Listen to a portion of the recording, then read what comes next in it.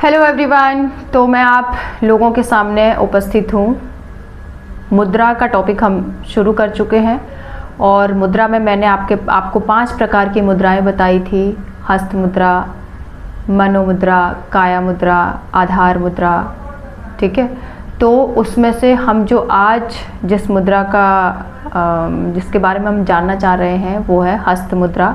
और हस्त मुद्रा में भी कौन सी मुद्रा के बारे में जानेंगे, तो हम जानने वाले हैं ज्ञान मुद्रा और चिन्ह मुद्रा के बारे में। मैं दोनों को एक साथ ही कवर कर रही हूँ, ज्ञान मुद्रा और चिन्ह मुद्रा को। रीज़न ये है कि दोनों ही मुद्राओं के लाभ सेम है और दोनों ही मुद्राओं को लगाने का तरीका भी सेम है।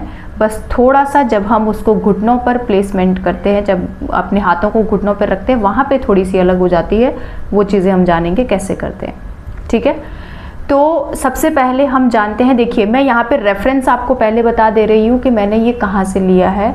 तो आसन प्राणायाम मुद्रा बंद जो हमारी बुक है, मैंने वहाँ से इसका रेफरेंस लिया है। ठीक है, आप लोगों को बहुत मैं भी जब मैं क्लासेस कराती हूँ या आप लोगों ने जहाँ पर भी क्लासेस की होगी या मेरे थ्रू आप सुन पा रहे हैं या देख पा रहे हैं, तो आपको बहुत ही आम प्रचलित भाषा में आपको सुनाई देता होगा कि ज्ञान मुद्रा बनाइए।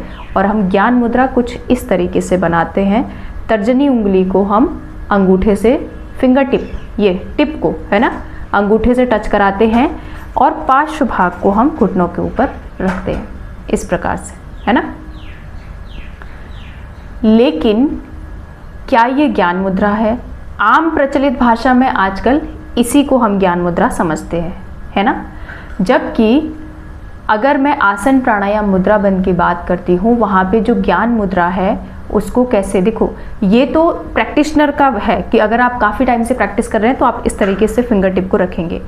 अगर आप बिगनर्स हैं, ठीक है, आपने अभी शुरू ही किया है योग, तो आप ज्ञान मुद्रा लगाएंगे कैसे? चाहे वो ज्ञान मुद्रा हो चाहे चिन्ह मुद्रा हो, दोनों ही लगभग सेम है, इसलिए मैं दोनों के बारे में बात कर रही हूँ। तर्जनी उंगली को मोड़ के आप कहाँ पे रखेंगे? अंगूठे के मूल पे, इस तरीके से। ठीक है, तर्जनी उंगली ये है मेरी, ठीक है। तर्जनी उंगली को मोड़ के कहाँ पे रखना है? अंगूठे के मूल पे रखना है।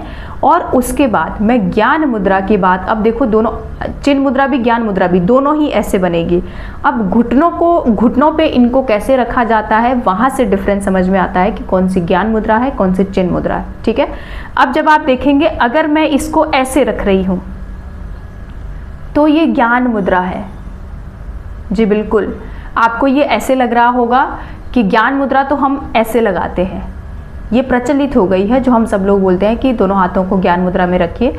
लेकिन जब हम आसन प्राणायाम मुद्रा बंद के बारे में जानते हैं और उसमें जो ज्ञान मुद्रा का उल्लेख है वो इस तरीके से, ठीक है, ऐसे रखना है हाथों को। और ये उंगलियां जो होती है ना, ये आपके घुटनों को कहीं ना कहीं स्पर्श कर रही होती है, फिंगर टिप्स। और इसके बाद अगर मैं चिन्ह मुद्रा की बात करती हूँ, तो चिन्ह मुद्रा हमारी हथेलियों का रुख आसमान की तरफ हो जाता है और पार्श्व भाग हमारा घुटने को स्पर्श करता है। ठीक है, जैसे जैसे आपका प्रैक्टिस बढ़ती जाती है, आप साधक बनते जाते हैं, वैसे वैसे आपकी जो चिन्ह मुद्रा और ज्ञान मुद्रा है उनका स्थान कहाँ हो जाता है? ये फिंगर टिप पे। तो मैंने क्या कहा, शुरुआत जब आप कर रहे हैं तो यहाँ पे, उसका भी रीज़न है क्यों, क्योंकि जब भी हम मेडिटेशन करते हैं, और ये जितनी भी मुद्राएं होती है जो मैं बता रही हूँ, चिन्ह मुद्रा और ज्ञान मुद्रा जो है, ये स्पेशली मेडिटेशन के लिए सबसे उपयोगी मानी गई है। कि जब भी आप मेडिटेशन करते हैं तो चिन्ह मुद्रा और ज्ञान मुद्रा को सबसे उपयोगी माना गया है।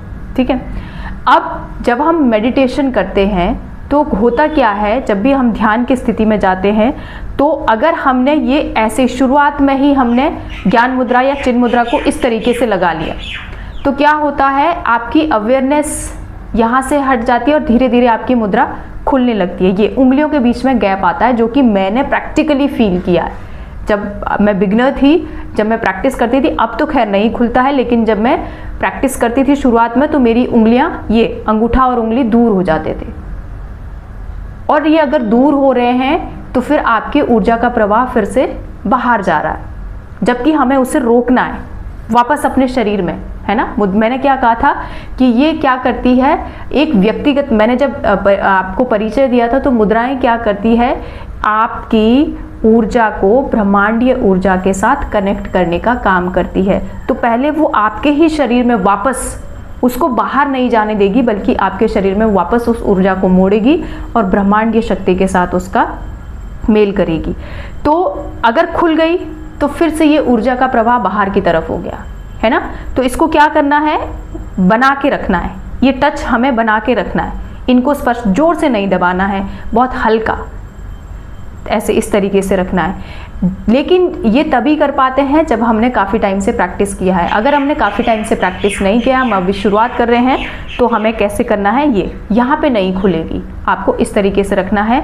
अब मैंने देखो चिन्ह मुद्रा और ज्ञान मुद्रा में डिफरेंस आपको समझ में आ गया कि सिर्फ रखने की स्थिति चेंज हो जाती है। जब हम ऐसे रख रहे हैं तो ये ज्ञान मुद्रा हो जाती है, जब हम ऐसे रखते हैं तो ये चिन्ह मुद्रा हो जाती है, ठीक है। लेकिन आजकल प्रचलित जो आम भाषा में है, जो जिसको हम जानते हैं, वो ज्ञान मुद्रा हम ऐसे रखते हैं घुटनों पर, ठीक है।